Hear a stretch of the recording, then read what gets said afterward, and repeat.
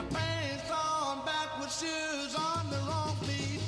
That's what you do to me. That's what you do to me. I don't know what you call it, but that's what you do to me. Some say it's love, others say it's a curse. Many people tell me that I'm living in reverse. I use oil on my face, I'm powder on my hair. I'm a strange acting man, but I just don't care. That's what you do to me. That's what you do to me. I don't know what to call it, but that's what you do to me.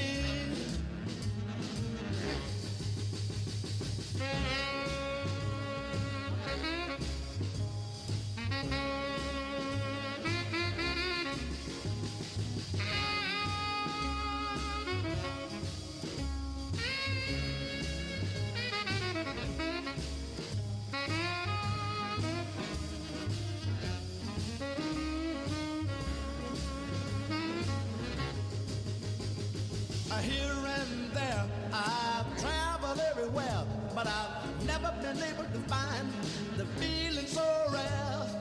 Up and down, around and round, I can't let this crazy, crazy, crazy feeling get me down. That's what you do to me. That's what you do to me. I don't know what to call it, but that's what you do to me.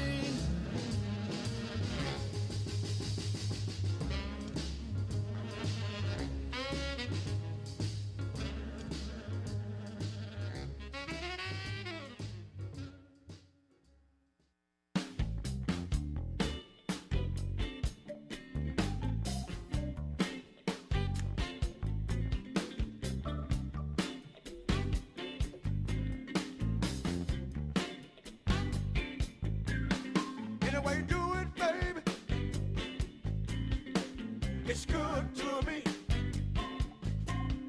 And the way you do it, baby, it's good to me. When you kiss me, it's good to me. When you hold me, it's good to me. In the morning, woo! Good to me. At lunchtime, baby, it's good to me. Woo!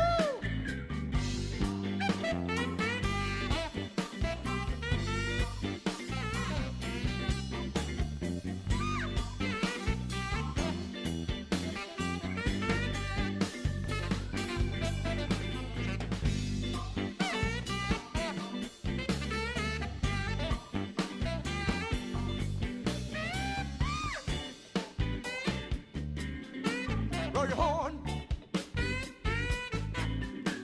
Blow your horn.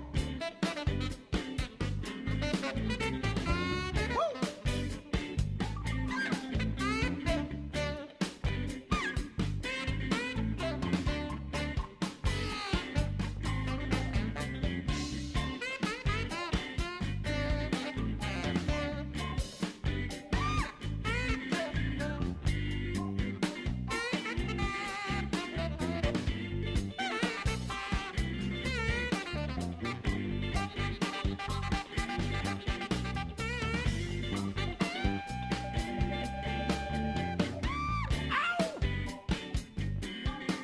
Okay, I'm gonna play my guitar, y'all, just a little bit.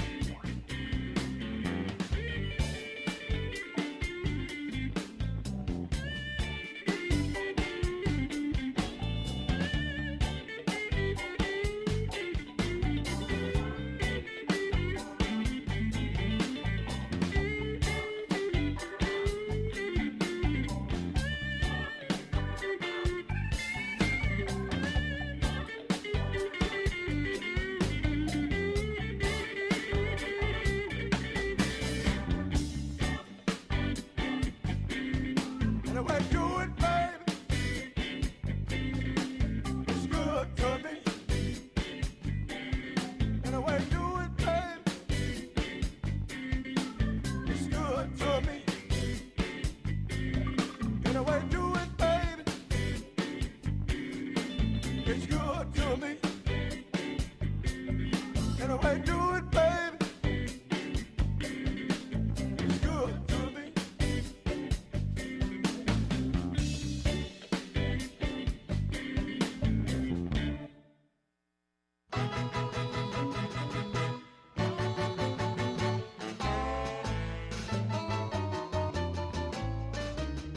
Some folk feel like this, some folk feel like that, but the way I'm built, don't you call me fat because I'm built for comfort. I ain't built for speed, but I got everything all that a good girl needs. Some folk rip and run, some of them bleed inside. But if you want me, baby. Good morning, everyone, and welcome to the September 21st meeting of the Historic Preservation Commission. We have a very full agenda today, and we're happy to see all of you. It's nice to have an audience once in a while. So, our commissioners are here. We have a quorum. We may begin. The introduction of the commissioners will begin to my far right. Susan Sweaty, turn your microphone on. Missy, your microphone's not on. You're not on. Susan Swift. Missy Shoecraft. Vivian Salaga, Preservation Architect. Patricia Ortiz, Urban Planner. Carrie Ann Cant. The minutes have all been forwarded to the commissioners electronically, and they are included in your package. Does anyone have a comment or a correction on the minutes? Seeing none, may I have a motion to accept the minutes as written? I move to approve the minutes as written. A second, please. I second that. All in favor? Signify by aye. Aye. We have announcements from Mr. Fernandez. Good morning, Commissioners. Welcome to today's Historic Preservation Commission public hearing. As you said, we do have a pretty robust agenda, so I'll be brief. I did want to let you know, I think you were sent the electronic version of the 2022 HPC calendar, which we're actually already scheduling into. I have provided you printed copies as well. If you can just notate the dates of the hearings. We schedule every month, but we actually meet every other month. So those green dates are the dates that you want to pay special attention to.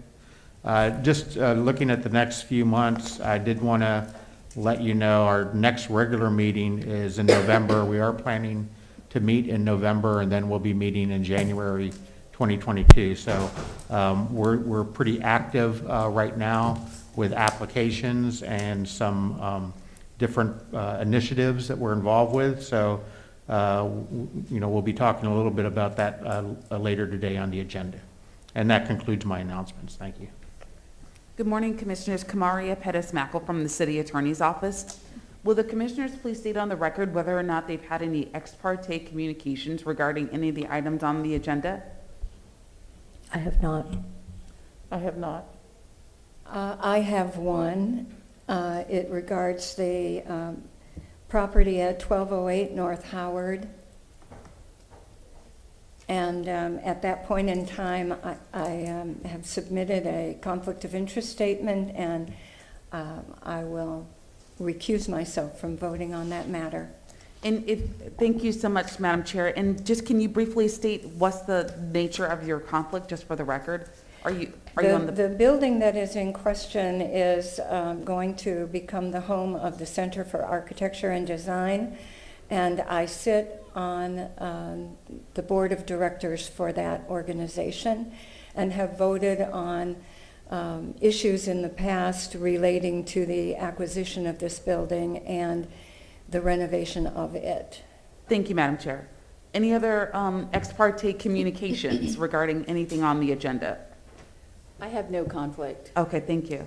And I have none. Okay. Now, just to finish the questions, are there any, can the chair, commissioners please state whether or not they have any conflicts of interest regarding the items other than Madam Chair, what she stated? I have no conflicts. Okay, thank you. I have no conflict. Thank you. Thank you so much. Okay, with that, we will now administer the swear-in. Anyone who is going to be providing testimony or public comment today, if you would please stand and raise your right hand while Ms. Jusak administers the swear-in. You solemnly swear or affirm that the testimony you will be providing this morning is the truth and nothing but the truth? I do. And with that, we're ready for the first item under item number 7 on the agenda, which are 2 additions to the West Tampa multiple properties listing. And Ms. Lund will provide PowerPoint for these applications. Good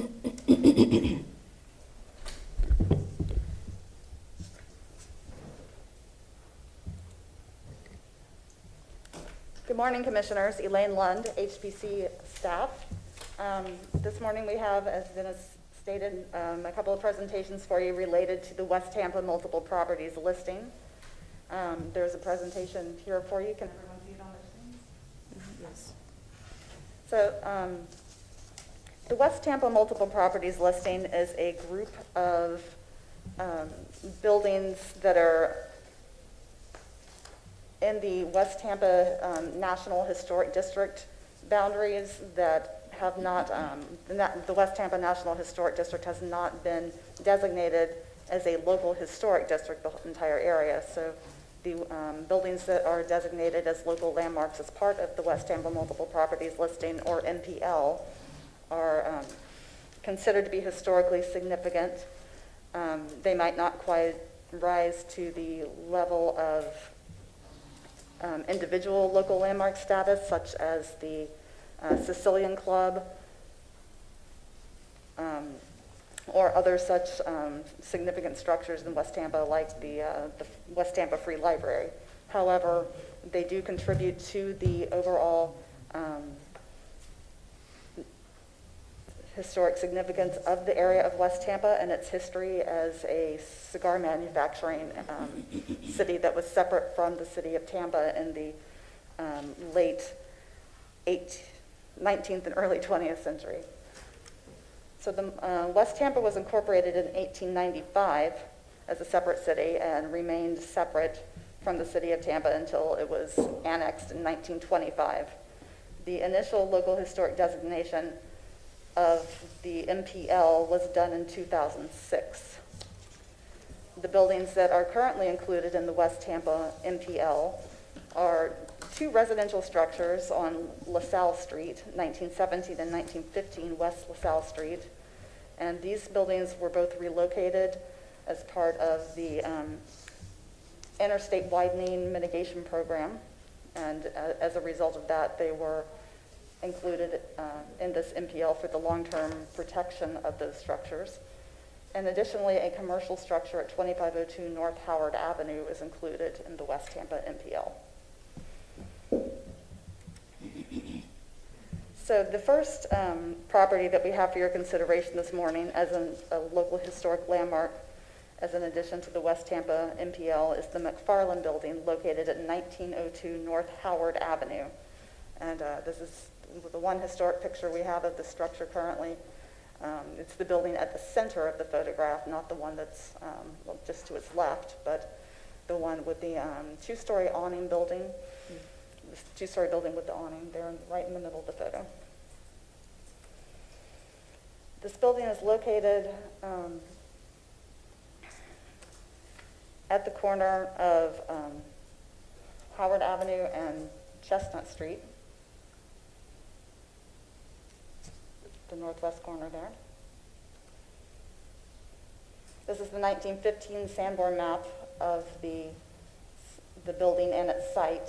You can see that there were two casitas, two worker houses, just directly behind the building on Chestnut Street at that time.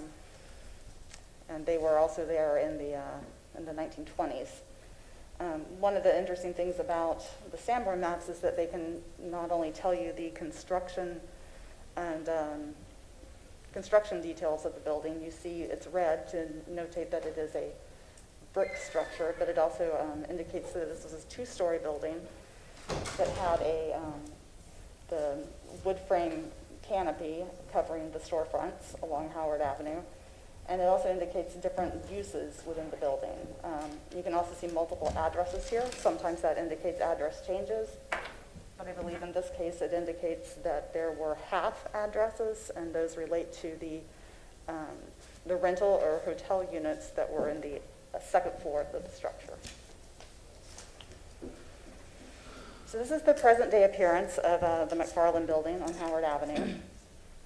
It was constructed circa 1905. As stated, it's a two-story brick building. It exhibits the commercial vernacular style, but it has these Renaissance Revival style details that are seen on several of the cigar factories in West Tampa. The building was constructed by the McFarland Investment Company, and the McFarland Investment Company did use a portion of the building as its offices, but it also rented out the rest of the building. So it housed other retail businesses, services, the second-story hotel. Some of the businesses that were in this building included a hardware store. And I believe there was a tailor and possibly a barber in this building at one time. The most recent use was as a kind of as a hardware store was Bonnie's Doors. It was well known as that's the building that housed that business for quite some time. The photo here that you're looking at is the south elevation. The McFarland Investment Company was founded by Hugh McFarland, who was known as the father of the city of West Tampa. McFarland's initial plat of the West Tampa area included its core at Howard Avenue and Main Street and radiated outward. This building is located in McFarland's addition to West Tampa. And McFarland was, in addition to being well known as the developer of not just the area, not just the plat and the layout and the streets. They also, along with his investment company, they would construct the cigar factories and the worker housing to entice the cigar manufacturing companies to the area. McFarland had seen how successful Ybor City was, and decided that he could do just as well on the west side of the Hillsborough River.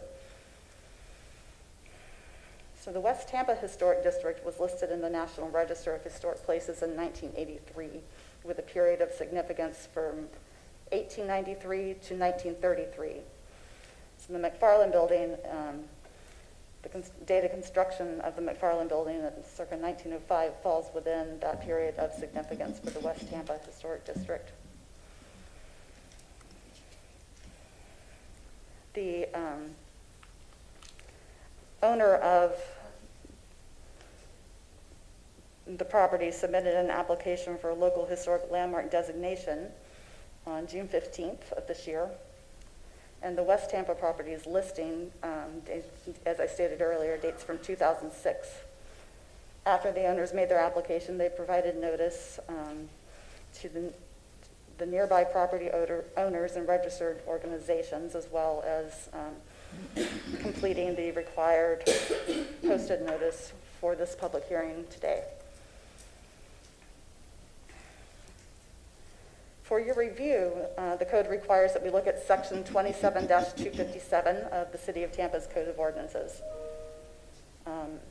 The first item that the building was constructed or achieved significance during the period of historic significance. It was constructed in circa 1905, that should read.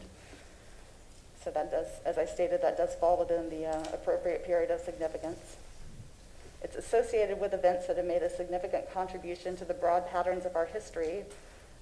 That's National Register Criteria A, or item 1 under the criteria for consideration under 27257A2 in the area of commerce. Under the second item under A2, it's associated with the lives of persons significant in our past. This is also National Register Criterion B, and that would be for its association with the developer Hugh McFarland and his investment company in the area of community planning and development. Under 27257A23, this is also National Register Criterion C. The building embodies the distinctive characteristics of a type, period, or method of construction, or represents the work of a master, or possesses high artistic values, or represents a significant and distinguishable entity, and it fulfills that criterion in the area of architecture. So staff has found that the property meets the criteria for designation found in section 27257 and recommends that the McFarland building be considered for local landmark designation as an addition to the West Tampa multiple properties listing. So with that, I'm available if you have any questions. The representative for the owner is also here this morning, and I'd like to ask her to come forward at this time and give you any additional information. So. Oh, yes. I apologize. The owner is here as well. So let's let Hamilton speak. Okay. And Jack Hamilton.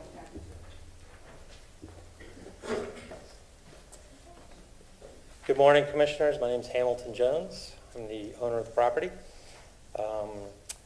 We intend to renovate this property and restore it back to its original condition, abiding by all the Secretary of Interior standards for rehabilitation. And Stephanie Farrell is our consulting historic preservation architect for the project, so hopefully you'll look at it favorably and approve us today. Thank you.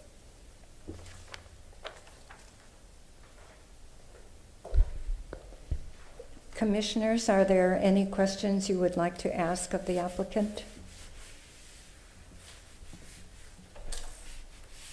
Well, hearing none, may I have a motion for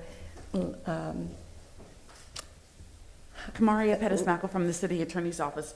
The motion is regarding whether or not the board recommends to City Council that the property considered the McFarland building located at 1902 North Howard Avenue should be included into the should be considered a local historic landmark designation. Great. May I have a motion, please, to that effect? Well, and I apologize. That's if the board. I didn't mean to tell you what the motion is, but that's if the board wants to consider it to be a local. Do a recommendation to consider it to be a local landmark designation, or if it doesn't want to recommend it to be considered a local landmark designation. I apologize. Well, as my position on the matter is that given the information presented at this public hearing and in the report that was presented by staff, I would certainly be in favor of supporting this nomination, this recommendation for nomination. Did you, and I apologize, I don't know if there's any members of the public who want to comment on this application. Can you just inquire about that, Madam Chair? I did not, sorry. Seeing none, then is there anyone who wishes to speak on the matter? Then seeing none, then we will close the public hearing and then ask for comments from the commissioners. And there were none. And so I go back to my out of order comment to request a motion, please.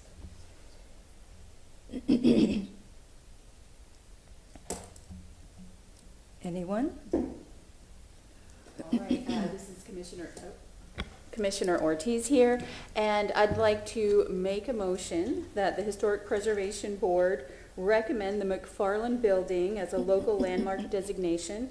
And this recommendation would be made from the Historic Preservation Board to City Council. And would you like me to add based on what criteria? Yes. Okay, and that would be based on the criteria, A, that the building, site, or structure was constructed or achieved its significance during the period of historic significance as delineated in the National Register of Historic Places Guidelines. Excuse me. And that criteria A2, that it is associated with events that have made a significant contribution to the broad pattern of our history. Furthermore, it is associated with the lives of persons significant to our past. Moreover, that it embodies the distinctive characteristics of a type, period, or method of construction.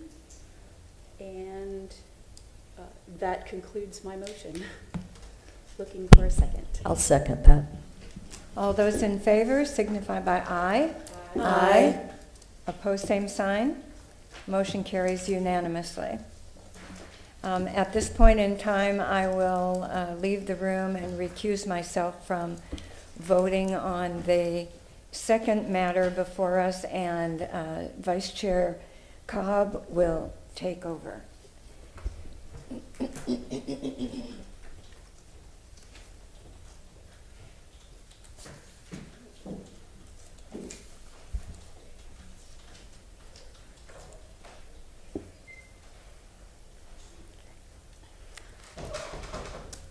Commissioners, again, Elaine Lund with the Historic Preservation Commission staff. The next item for your consideration, as an addition to the West Tampa multiple properties listing for local landmark designation, is the building at 1202 North Howard Avenue. This is another commercial structure. Is it 1208? Sorry, 1208, excuse me, thank you. This is another commercial structure that was used as a rental property. And you'll see in this photo here that it is just across the alley from one of the more significant historic landmarks that we have in the West Tampa area. This is a cigar factory that was initially built for the Samuel I. Davis Company, but was later occupied by Baldwin Brothers, and it's best known for its association with that company. So this building actually is the south part of an entire block of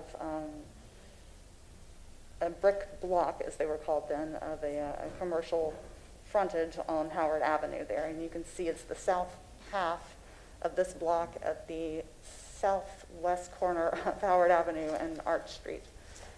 You can see here that it is just across the alley from the cigar factory at the corner at Howard and Nassau. This is the 1915 Sanborn map, again showing that it is a brick structure. It shows that it was one story, unlike the prior application, which was 2 stories. You'll see the metal awning across the storefronts there. And this building housed 2 storefronts. There was a little wood shed on the rear of the property at that time.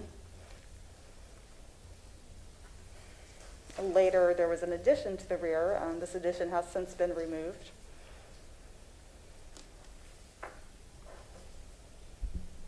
But it's interesting that this 1920s Sanborn map shows that the rear was used for wholesale storage. It was partly a grocery,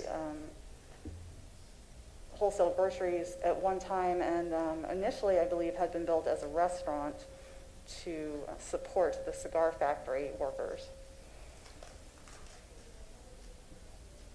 So this building was constructed circa 1906. There had been a fire earlier that same year on this block where a restaurant that and some houses had been situated, but the restaurant, whether it was by the same owner or not is not known, but restaurants such as that did provide, the lunches, the cafe, and other services to the workers at the cigar factory, so they would not have to travel all the way home for their breaks. So this building has had significant storefront alterations. The owners of the property are here today, and they may be able to speak a little bit more to you about the plans for the rehabilitation of the structure after my presentation. As I stated, it was a commercial rental property with businesses that supported the cigar industry. This is a clipping from 1906 from a column called In Thriving West Tampa from the Tampa Tribune. And it notes that the restaurant that was recently opened in the brick block next to El Cedelo factory is one of the neatest in the city and is doing a lively business. Unfortunately, we do not have any historic photos of this particular building, but the north end of the block, we do have one. I don't have the date of this structure, but you can see that in the photo it was the Leone Brothers grocery store, and it was that for a long time. The portion of the building is still known by some residents of West Tampa as the Leone Brothers location, and that particular portion of the building, the north portion of the block, still houses a grocery store today. There's another structure that still stands on Main Street, just east of Main Street in Howard, and this is a historic picture of it. It's on the left side of that photo on the right side of your screen. So it's on the north side of Main Street, but that building is still there today. It's a brick block. It has the same storefront pattern as this building, as our building on Howard Avenue. If you're able to get a closer look at these photos, which unfortunately you can't really do well in this type of presentation, but you can see the storefront pattern, that there were iron columns flanking the primary doorways, the entrances to the stores, and that they likely had a low brick or low wood wall underneath the glass storefront panels in between the entrances. Again, 1208 North Howard Avenue was constructed during the period of significance for the West Tampa Historic District, and it is a contributing structure to the West Tampa Historic District as listed in the National Register. The application was received from the owner on June 21st, 2020, and staff is recommending it as an addition to the West Tampa Properties listing, which was initially established in 2006.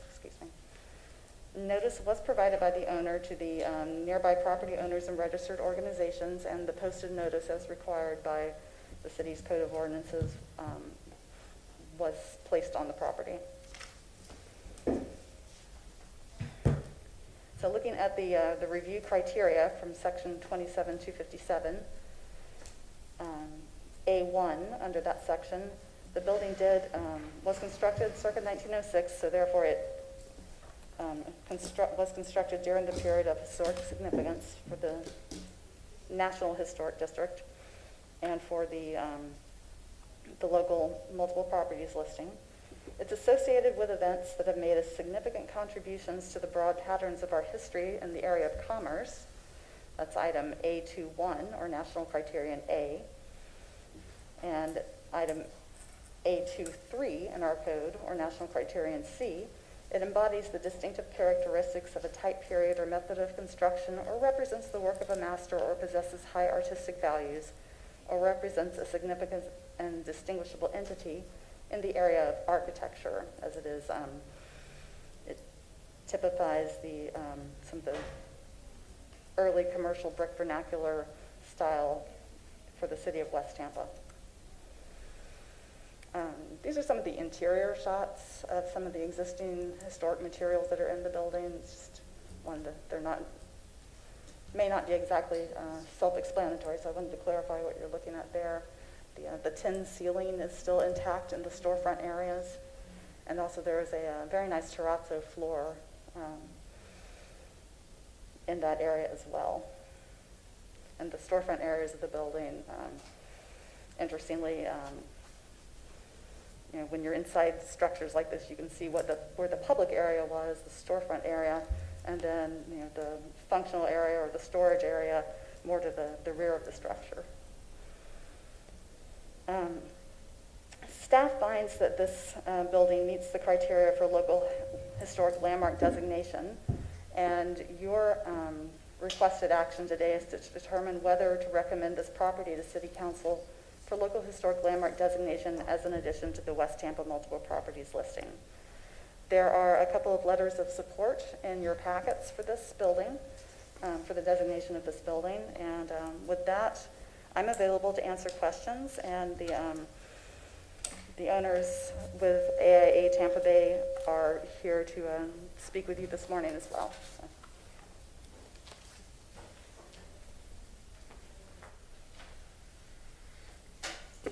Hi, good morning, council members. My name is Peter Hauerstein, AIA. I'm the president of AIA Tampa Bay and also the architect of record for the project.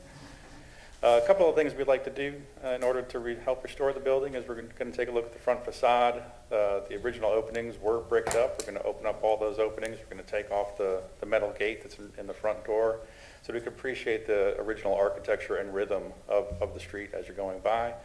And also on the inside, we're going to restore the terrazzo floor as well as the stamped tin ceiling so that when folks are in the office area, they could stand in there, they could see where the original tin ceilings were and appreciate how the space was back when. If you have any other questions, I'll be happy to answer them. First, we would like to open up the questions for the public, correct?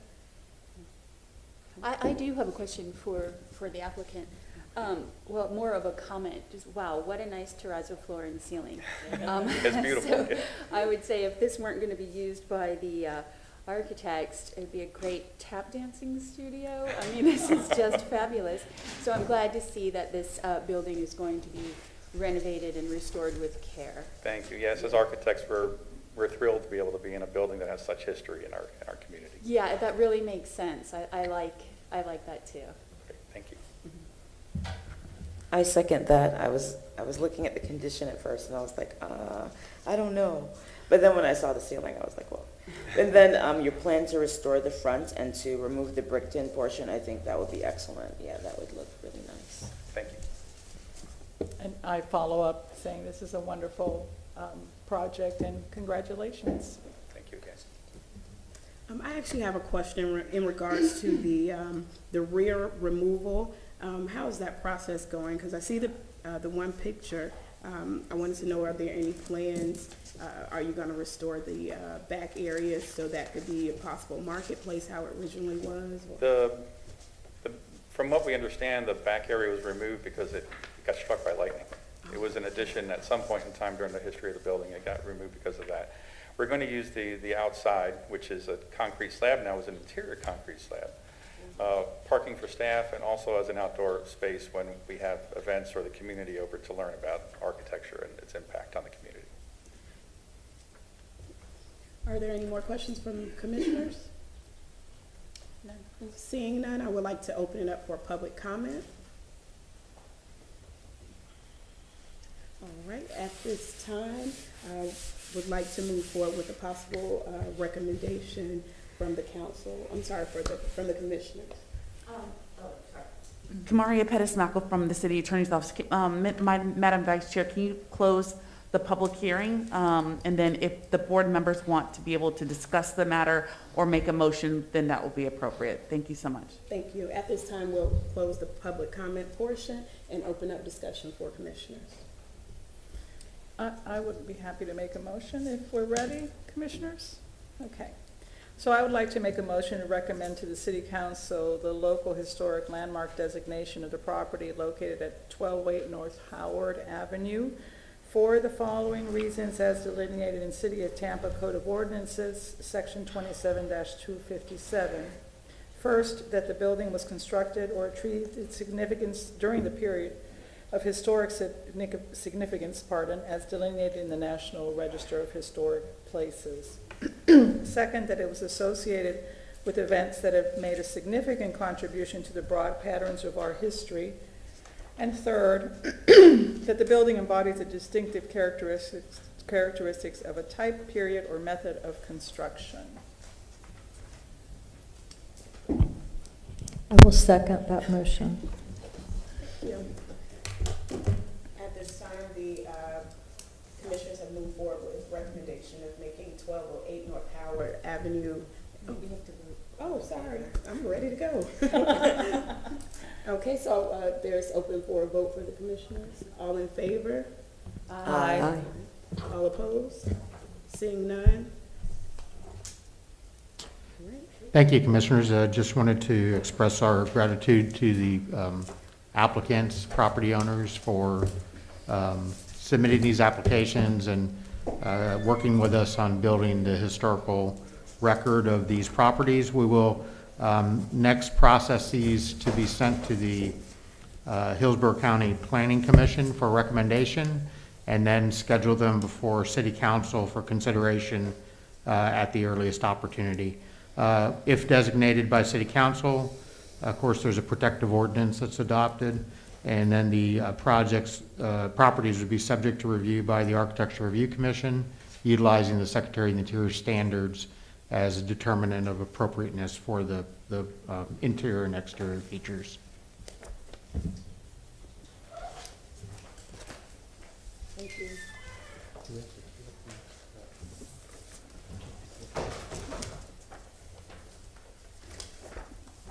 The next item on our agenda this morning is an update on the Hyde Park National Register Historic District.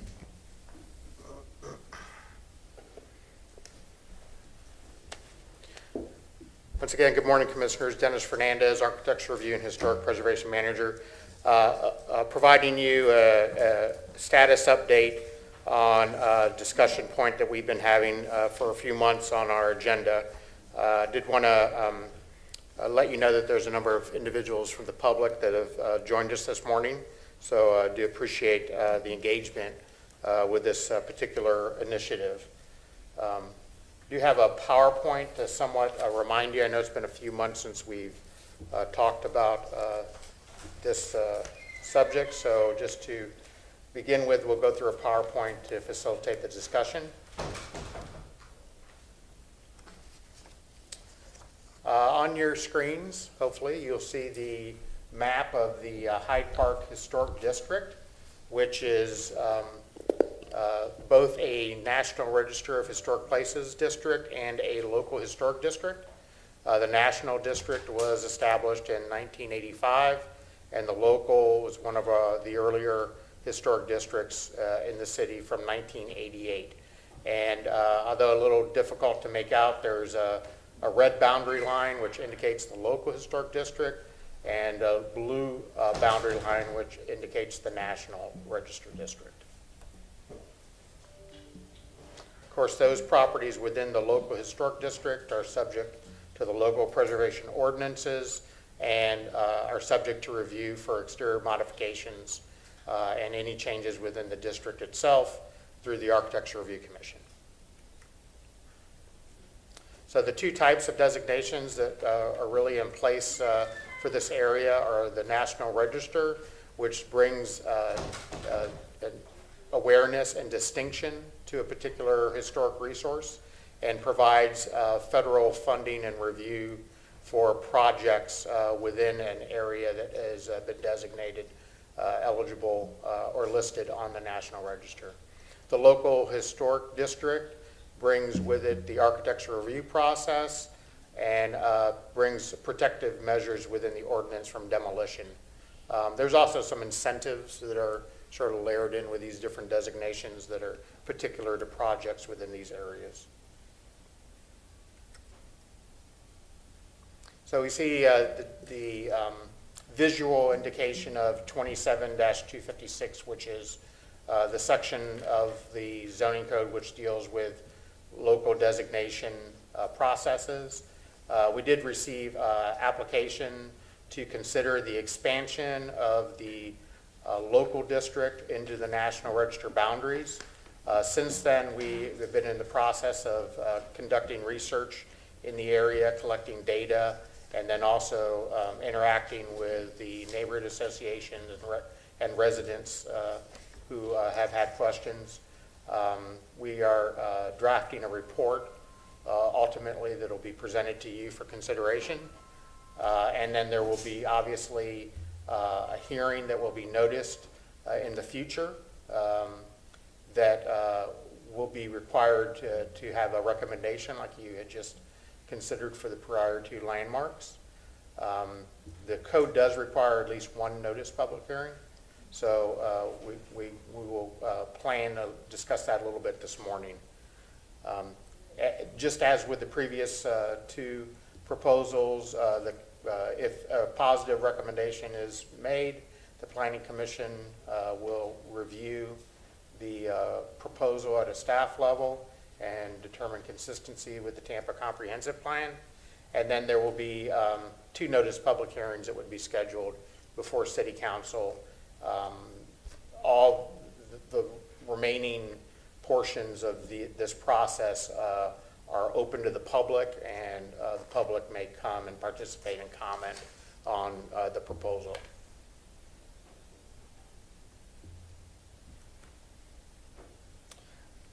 This is a map of the neighborhood associations and somewhat how they overlay with the area. The particular area that we're discussing this morning is situated within two neighborhood associations, the Historic Hyde Park Neighborhood Association and the Hyde Park Spanish Town Creek Association. And I believe we have representatives of both those associations here this morning.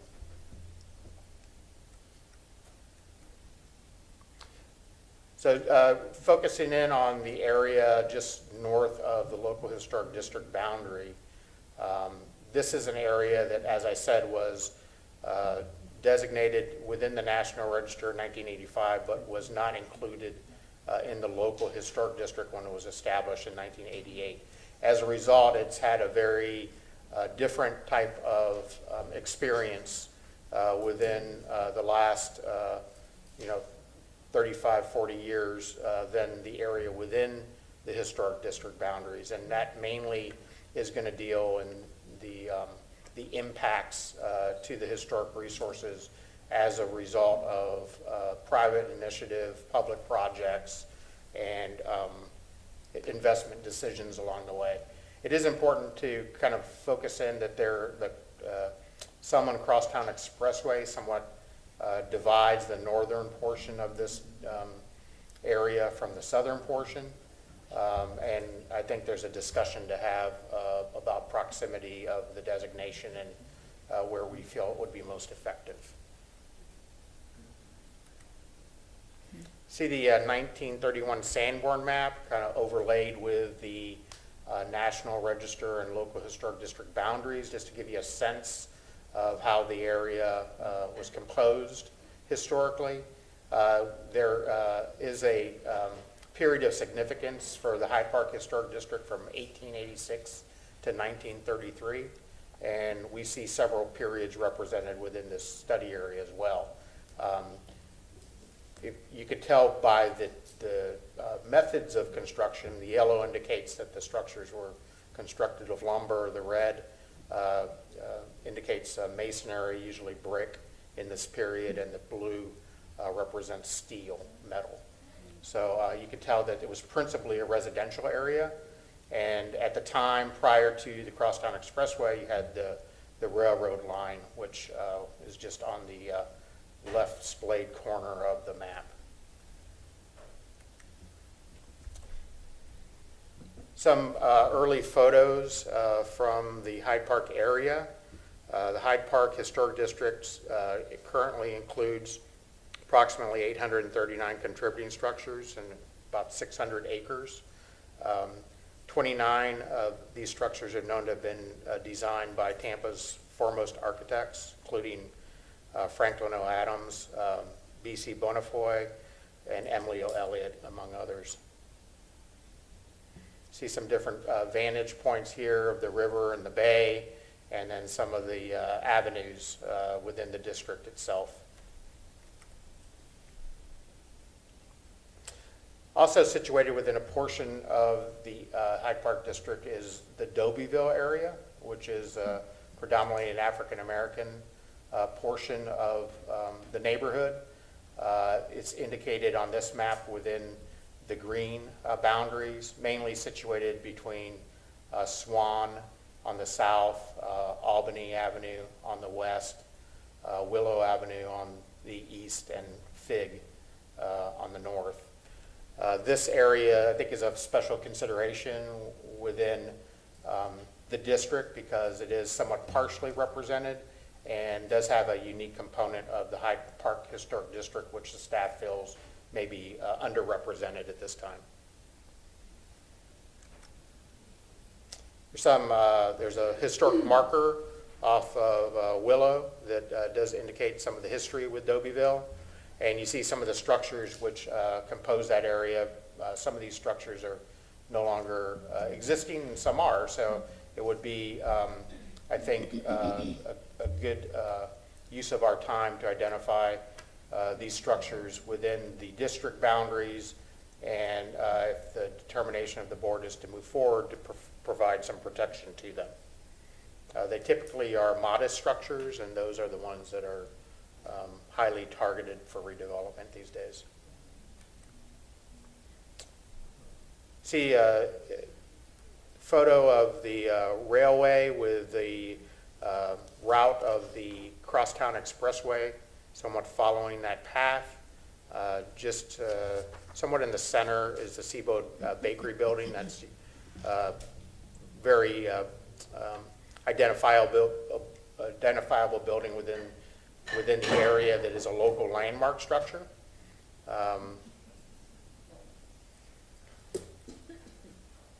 And there's a transition of aerials on this particular slide beginning in 1973, moving to 1975, to kind of show you the transition of the property. Here we see the expressway being introduced into the area, and how that somewhat divided the neighborhood physically. And this is a 1980 aerial, which I think from an infrastructure standpoint is very similar to what we see today.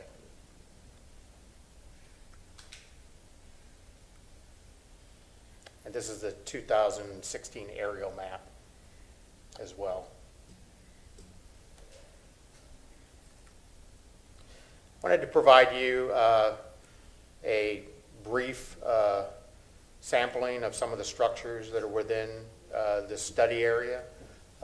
We all probably drive through the area quite a bit, but you know, maybe not paying attention so much to each structure independently. When we get to a stage of having a more in-depth conversation about eligibility, we'll provide you additional information on this, but this is just somewhat of a visioning exercise for you.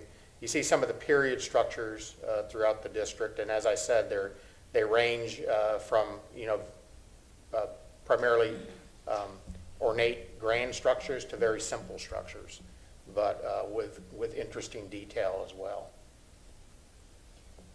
There's an array of uses within this area, from residential to multifamily, commercial, and home occupied office.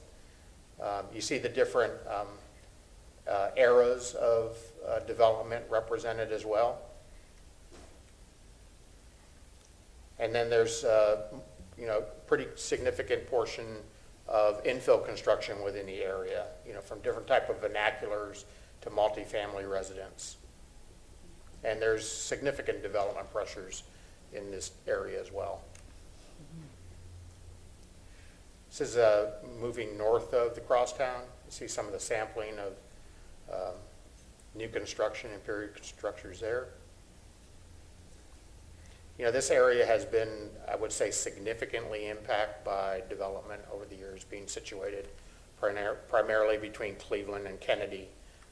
There's been a number of demolitions, as you'll see in some of the visuals, and during our staff conversations, we've had, concepts that maybe would take a different approach within the area north of the crosstown from what we're talking about south of the crosstown. So that would be a point of discussion for the commission as well, as we consider, possible expansion of the local historic district.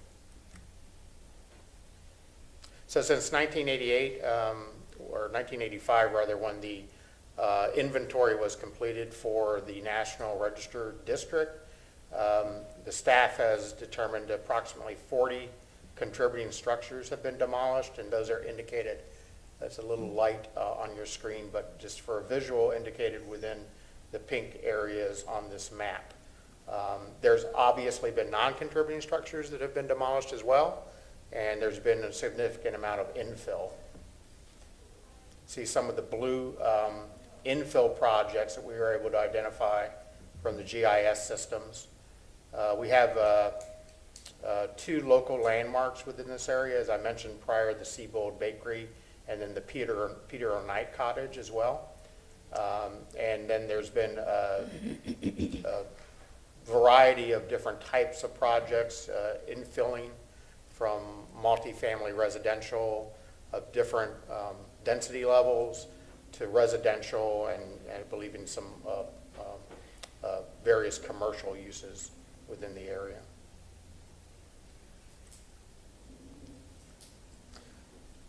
So just to present some initial numbers, the existing Hyde Park Historic District presents about 1,268 total structures with a 66% contributing ratio, which is somewhat of a point of determination, usually considered by preservation commissions and making determinations of historic integrity. The proposed addition, which we isolated just south of the crosstown at this point, would add another 115 contributing structures and 150 non-contributing structures.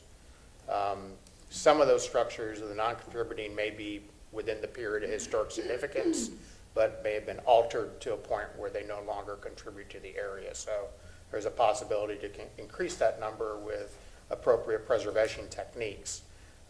There's a total of 265 structures, and just independently, that area has a 43% contributing ratio. If combined with what we're seeing on these different maps south of the crosstown, you'd increase the total contributing and non-contributing count to 1,533 structures with a 62% integrity ratio.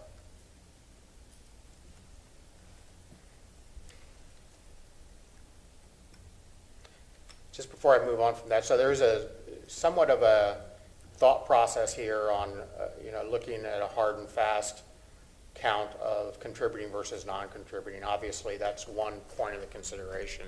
Another point of the consideration, I think, for this particular area is that it is somewhat of a gateway traveling into the Hyde Park Historic District that currently is unregulated through the preservation ordinances. It features a section of Adobe-ville. It features a lot of multi-family underlying zoning classifications that if contributing structures are removed, usually the replacement infill is going to be of higher density, mass and scale than what exists historically. So there is somewhat of a, I think, a protective insulation approach that can be looked at as well with further protecting the local historic district by expanding the boundaries to be more inclusive and have more control over how the district performs in today's world. So as I said from the process, I did want to just kind of summarize that, because at the end of the day, we are held to processes in our job, and that's there for reasons, obviously, to ensure that we are inclusive within the outreach process and have ample opportunity to answer questions or to provide information, but also that the decision makers have created opportunities for the public to interact with these processes. We had some downtime over the summer that was mainly fell on my inability to kind of be engaged in work for a while. But when I came back, this was one of the priority projects that we were working on, and we've picked it back up, re-engaged with the neighborhood associations. Where we're at today is that we've been discussing a date to attend one of the association's meetings, at least one, I would say. We would want to provide opportunity. Normally what happens is the information starts to kind of permeate through the area, and we start getting more and more questions. So it may require an additional neighborhood meeting as well. But we're looking at our first one to be in October. We'll work with the neighborhood on both outreach and then provide some noticing publicly as well with signs that we'll be attending that meeting and providing information about some of the discussion that we're having here this morning. We anticipate that by November we would be able to have the information necessary to be finalizing the data and the area that we would bring as a final recommendation. I anticipate, I usually like within these processes to leave some flexibility because additional meetings, as I said, become necessary. So having a rigid final date to bring it back to you, I think, is probably unwise and confusing at times. But I would think that between the internal demands that the division has, we probably would have all the information, including the mapping and Florida master site files and local site files ready by December. That's our goal. So December is not the greatest month to do outreach to neighborhoods, I can tell you that. It's usually a obvious failure for many different reasons, and normally neighborhood associations don't appreciate you doing a lot of outreach in December. But I would say that early 2022 is when I would see that we would be bringing this back to you for recommendation, either at your January or March hearing. There is an extensive public notice process, an extensive, expensive process that we go through as a staff to bring that type of proposal to you. We would have to notice the entire district as well as provide notice to all the registered organizations and post signs and whatnot. So when we make that decision, we'll want to certainly stick to that date so that we can have adequate time and a venue to be able to offer the opportunity to speak. We can discuss as we get a little closer whether that's a day meeting or a night meeting. It's a convenience factor there for the neighborhood, I think, that needs to be considered. But we can kind of work that out in November as we start kind of drilling down on these dates. I do want to provide you an opportunity to discuss some of the information I gave you and ask questions. This today was meant as a sort of a restart to this project and really getting into the procedural requirements of the code. But as I said, there's a number of individuals in the public who are here who may want to add some information as well. Thank you, and I'm available for any questions that you have. All right. Commissioners, what an interesting and fascinating walk through time, I think.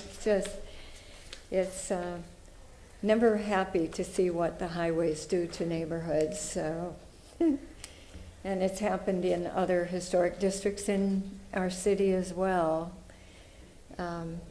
So, Commissioners, I'll start at this end and we'll kind of work our way across. Please. Thank you. Excellent walk through history. Thank you.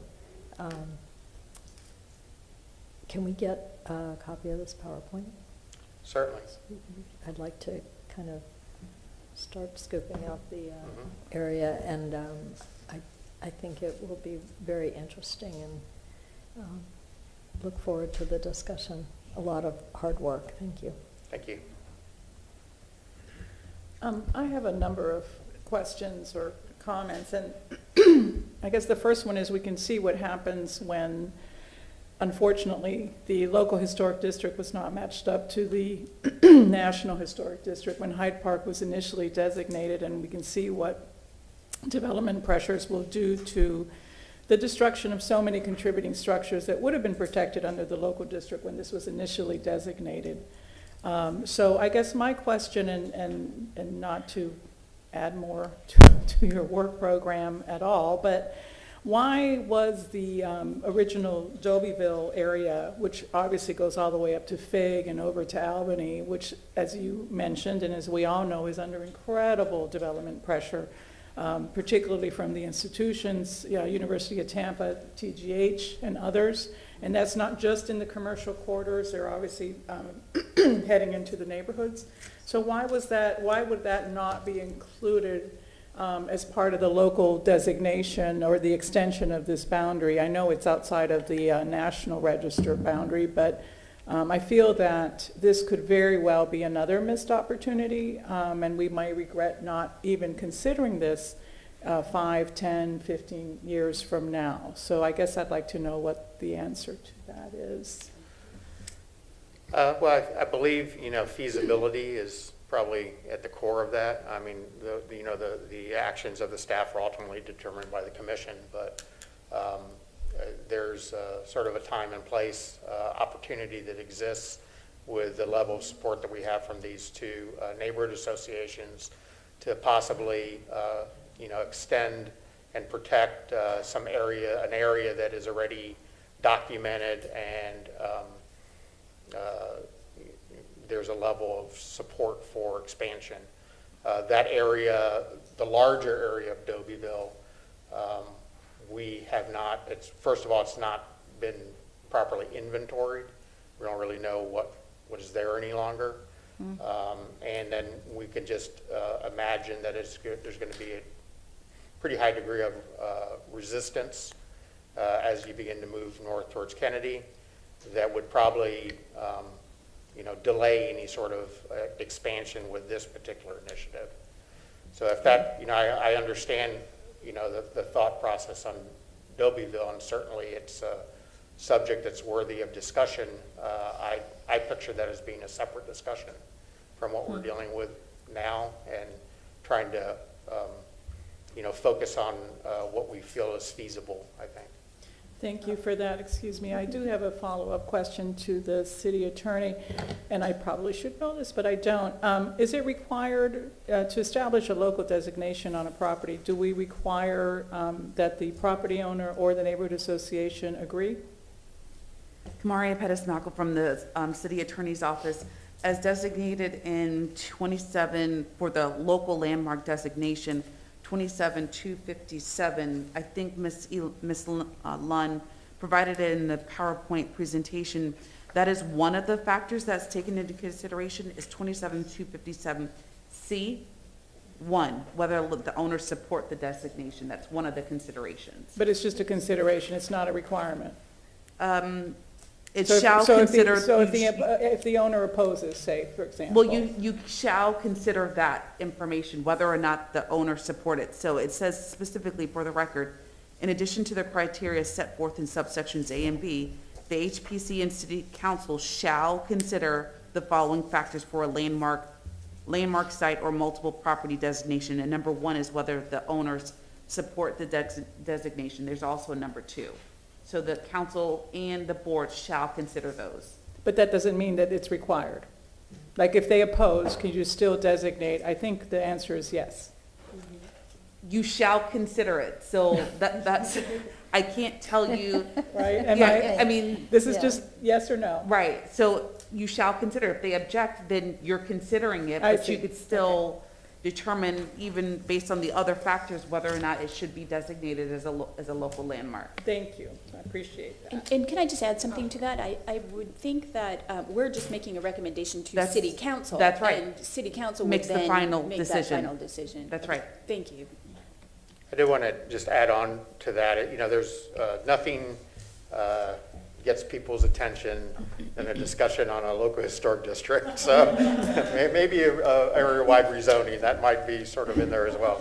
But I can tell you that there's codified requirements, and I think there's sort of practical requirements too, that you have to have a strong level of support for these initiatives. Number one, to politically navigate the waters that are out there, but secondly, for there to be enough buy-in to, you know, actually ensuring that the district is successful.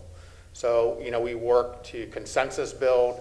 I think the neighborhoods are working to consensus build because they will tell you about some of the challenges that they're facing and how they feel that the local historic district could be a benefit to their neighborhood. I'm sold on that fact. I think that they're a wonderful benefit that really engages the neighborhood and provides opportunities for discussion on your neighborhood that don't otherwise normally exist within an area outside of a historic district. But as we move through this, I can assure you that my goal of mine is to try to gain as much support for these proposals as is possible. You'll never get total support. You'll have some, you know, people that have their own opinions, and that's fine. But I think as long as, you know, in this example, when we're dealing particularly with an expansion, we have some benefits because we have the benefit of showing the Hyde Park Historic District and how successful it's been and the engagement of the individuals within the neighborhood that have, you know, brought that success and partnering with the city for, you know, goals and objectives within the neighborhood as well. So we'll definitely be talking more about this, that caveat of designation as we move the process along. Hi, yes, I'm full agreement with what the commissioner stated before in regards to Dobyville. And since we're currently in the process of expanding that district, why not go ahead and grasp that while we're in the process? Yes, it may delay, but you want to make sure you don't forget a part of that contribution, because if you go back to the information you provided before, a portion of Dobyville was captured in the middle of the interstate portion. I believe if you expand that, it may take some time, but I believe that's worth looking into. And I feel as though if we wait another 10 or 15 years, those buildings that are still in that area may deteriorate to a point that we cannot restore it. So why not discuss this now or within those October meetings? Because I feel as though if we keep pushing it off or just go ahead and preserve this portion of Hyde Park, we will forget about that also. And Dobyville was a major contributor to the city of Tampa. So I would hope that we don't put a pin in this and let it sit on the back burner for more years. So yes, I would love to continue Dobyville expansion and part of the Hyde Park district. Just, you know, as a couple points of process, you know, we have applications right now before us to deal with the study area that we've been looking at. We haven't gotten an application from those areas outside of this particular area for those associations. So, you know, if it's going to be a commission-initiated discussion, then we need to probably have more talk about that, and then also consider funding, because the funding to be able to undertake a inventory of that size is something that I don't have available at this time. So it would certainly extend out the amount of time necessary to bring you information back. Thank you.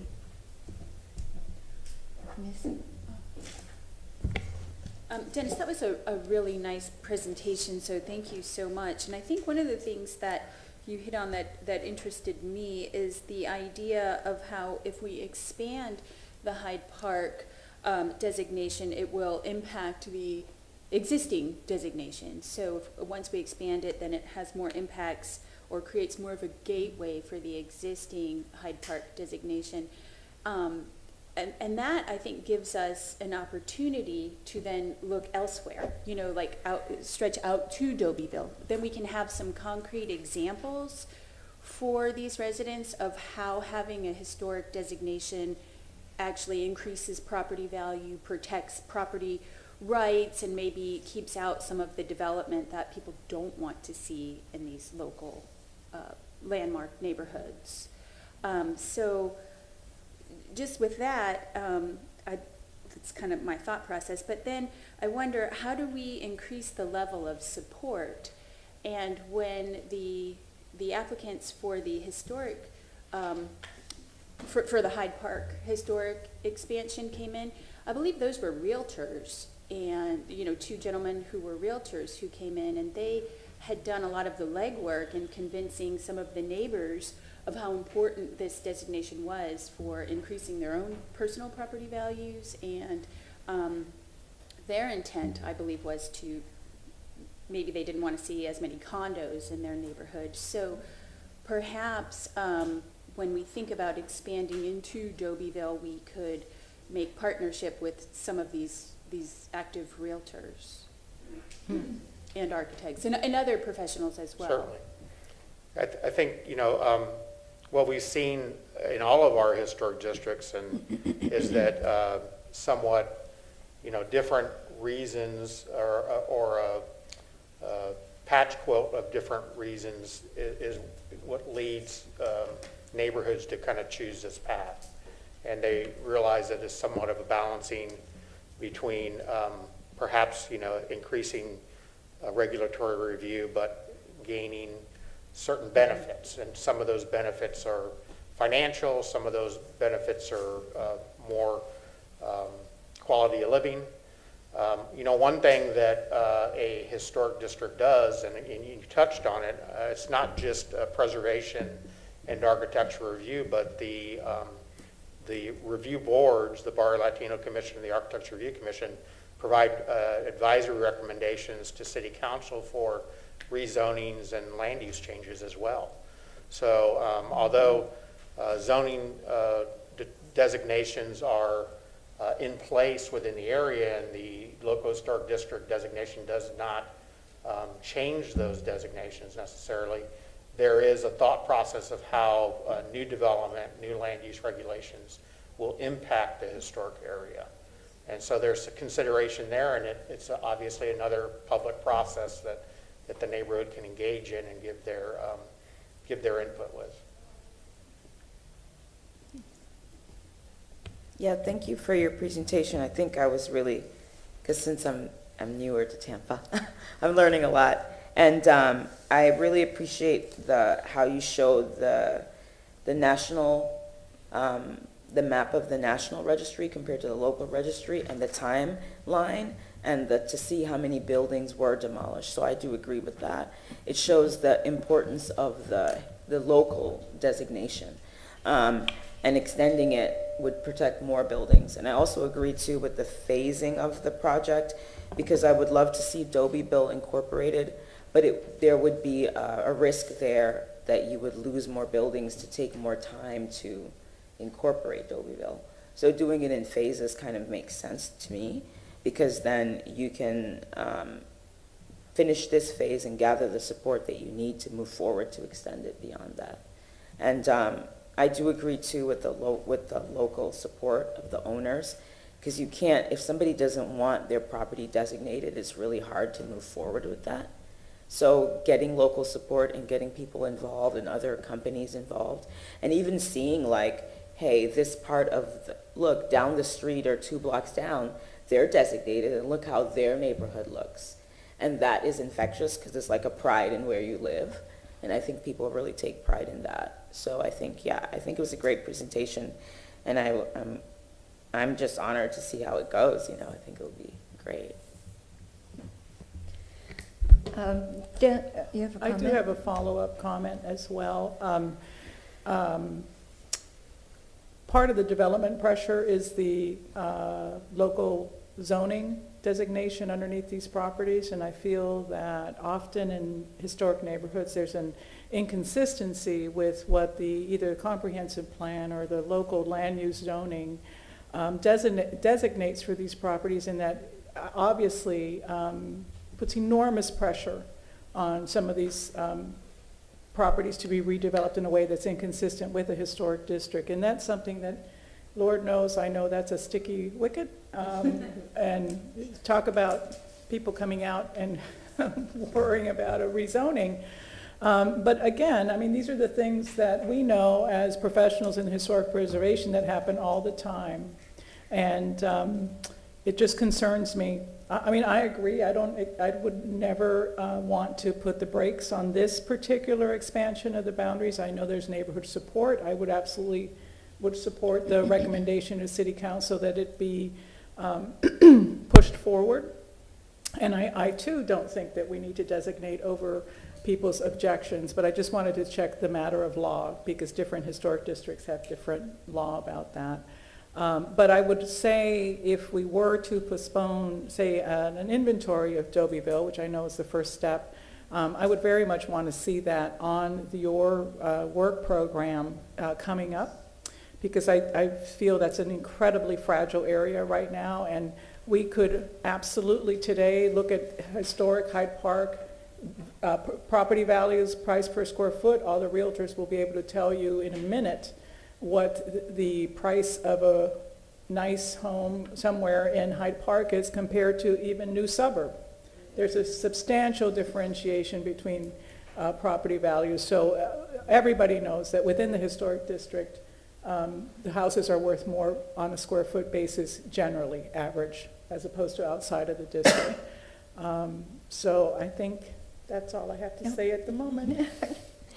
Dennis, there was a slide in the presentation earlier on that had the comparison of the percentages of the contributing structures, and that slide indicated that it was the property to the south of the crosstown. Now, the property on the north side of the crosstown appears to have an even greater number of infill properties, and there's a point at which you don't want an historic district to go below a certain percentage of contributing properties. Do you have a feeling for what impact that northern side will have on the overall district yet, since it wasn't included in the presentation? And I know you said that there was a percentage below which gets touchy with respect to the historic district, and I missed what you had said that percentage was. Typically within a historic district, you strive, and this is somewhat of a,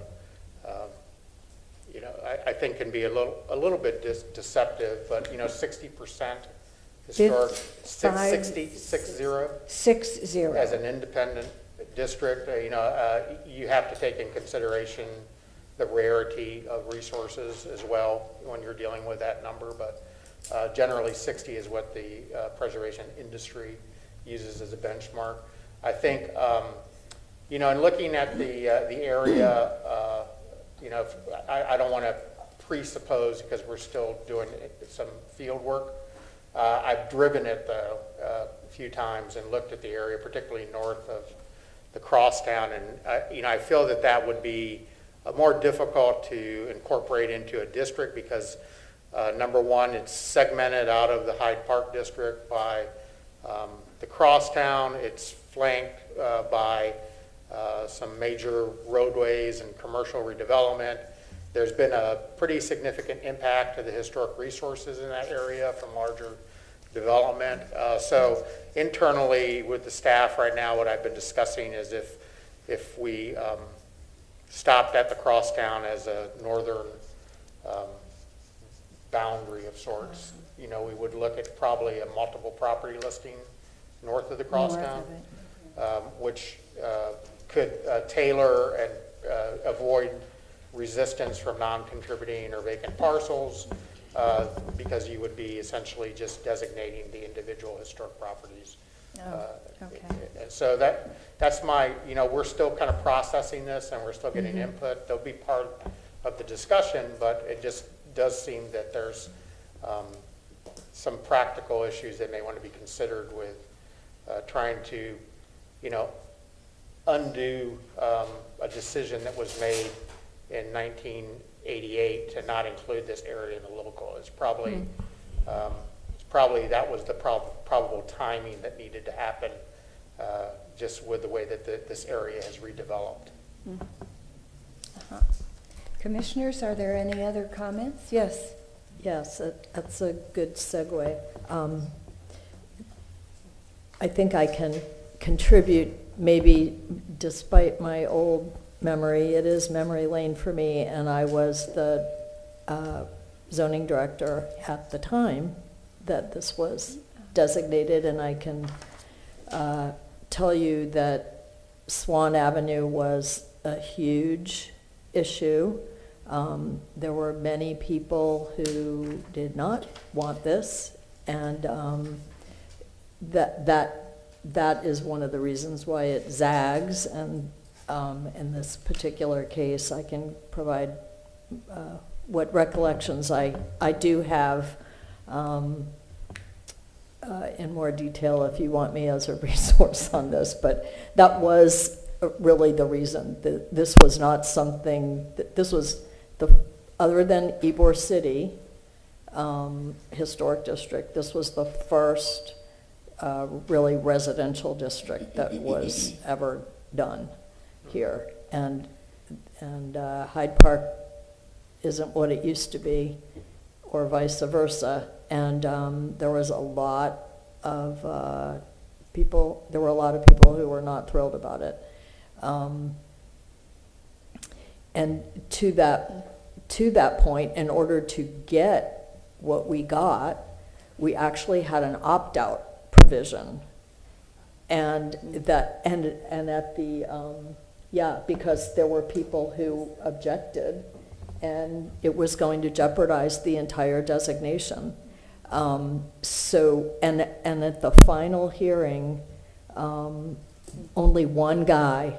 And I always mean to go look that up and see how valuable his property is now. But there was literally one property, I'm pretty sure it was only one, who stood up and wanted to opt out at the public hearing. So the environment was not the same, is all I'll say. What I will say is I think Dobyville is very important, and even though a small portion of this overlaps, I'm kind of new, so you might already have a plan to do this, but it is our job to talk about future areas and future studies. So is that something that you could bring back separately? I don't think we should hold this up, because perhaps we should have pushed for it in 1988, but if we could bring that back and have a discussion about it, and maybe we can brainstorm, financial and other resources. It's not a small area, and it's certainly a lot of work. So maybe we could just have a discussion about making sure that is soon on the agenda, or on your agenda. Well, we certainly are open to that. We would want to, obviously, even with the discussion, let the neighborhood associations know that there's some discussion going on. But we can certainly schedule that for a future hearing. And, and one component of this is obviously timing. And we have an opportunity here, engagement with the neighborhood, whereas the other, an expanded area, or even the other portion of Hyde Park that, includes Courier City, we've had, some discussions with them independently, but the amount of resources that are remaining there have, really been diminished over the years with infill construction. So, there's a balancing here between sort of programmatic objectives and capacity that have to be sort of weighed out. And we can have a discussion and determine next steps and, possible path forward for Dobyville as well. Madam Chair, can you verify whether or not the public wants to?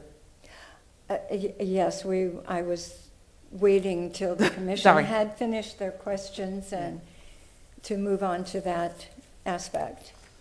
And I believe that the commissioners have concluded their comments and questions. Is there anyone in the public who would like to make a comment on this matter?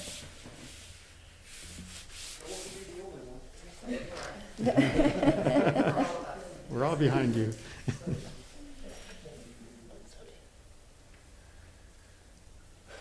Hi, everyone. My name is Reese Riggle, and I am the immediate past president of the Spanish Town Creek Neighborhood Association. Can you please state your name and address for the record, please?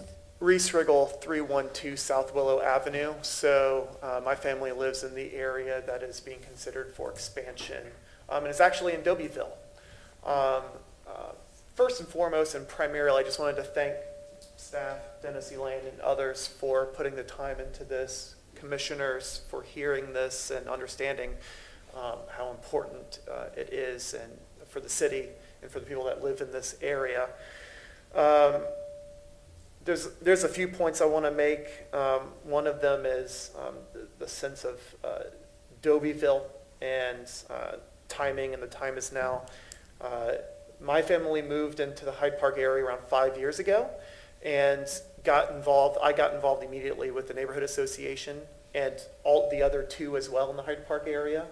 And also Soho Neighborhood Association, Tampa Heights, Courier City, whatever. And there's definitely a sense that, the time is now to do this.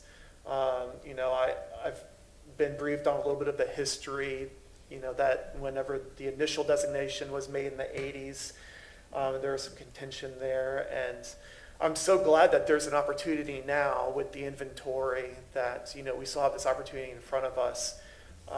When I've met with some others outside of this area, like Courier City and Tampa Heights and others, their biggest message to me when I was the president or incoming president was that we wish we had this opportunity in front of us, but we just don't right now because of the amount of time that has passed and the amount of contributing structures that had been demolished there. And being new to this city and new to the area, Dobyville is something that I've just, been, taught about in recent years. And I'm really glad that a portion of it is in this area that they have already inventoried. And like I said, our home is in it. It's a portion of Dobyville, but, we in Hyde Park, Spanish Town Creek, and historic Hyde Park are really, proud that we can hopefully do something with at least a smaller portion of Dobyville right now. And I won't go into detail about other things we're trying to do to educate people on that point specifically, like walking tours and all those things, but it's important. So I just wanted to mention that as well. And, going back to your point, Susan, I think there's a different sense in the neighborhood now where we are looking to expand now versus in '88 where, so many people that I've spoken to now just want an ability to have a say when developers come in and want to, because of this, the land use and zoning, to have a say in, we don't want 3 or 4 story type properties. So there's a different sense among owners now. I always go long. Thank you. Sorry. Last time I was granted an extension. Can I get another minute? It's fine. Thank you. That was my primary point. Thank you. Yeah. And thank you. Thank you so much.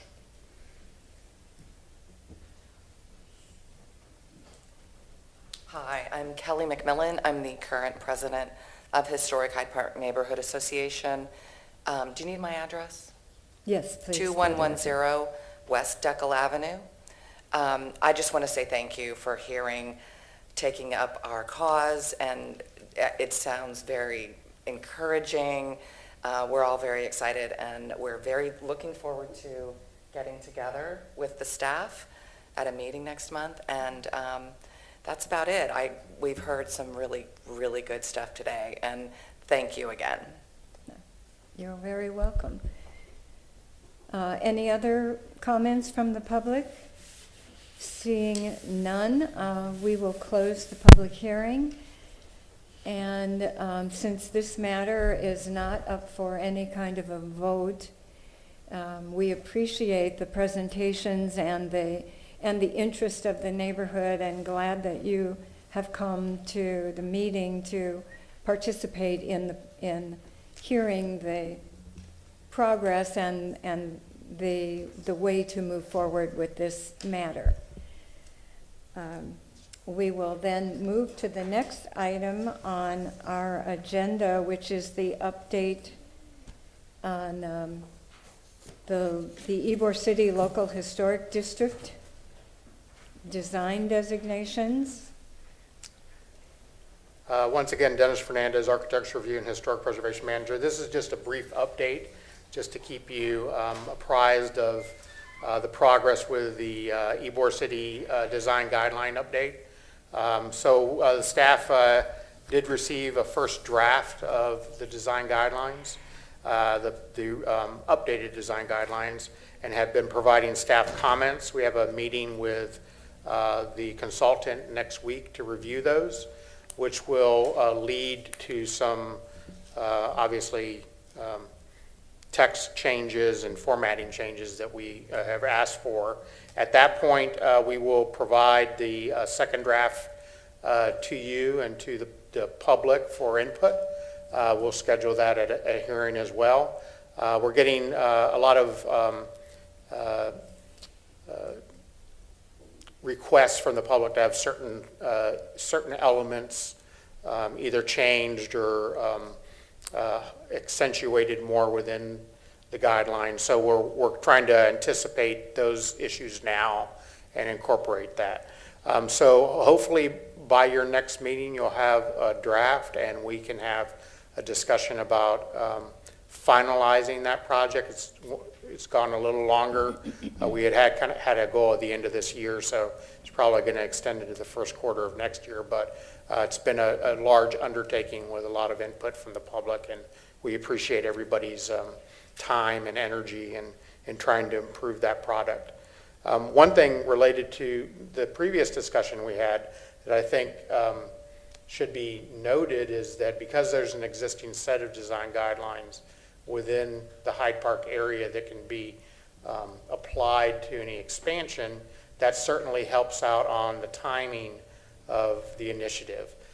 When my goal is to kind of sequence out the design guidelines and continue after the Ybor City update to apply that to the rest of the districts, and we can have a discussion about that in the future. But the districts have changed so much over the past few years. These updates are going to become more routine as new materials are introduced, as new challenges are faced, as new proposals sort of come to light that perhaps need to be addressed within the design standards for these areas.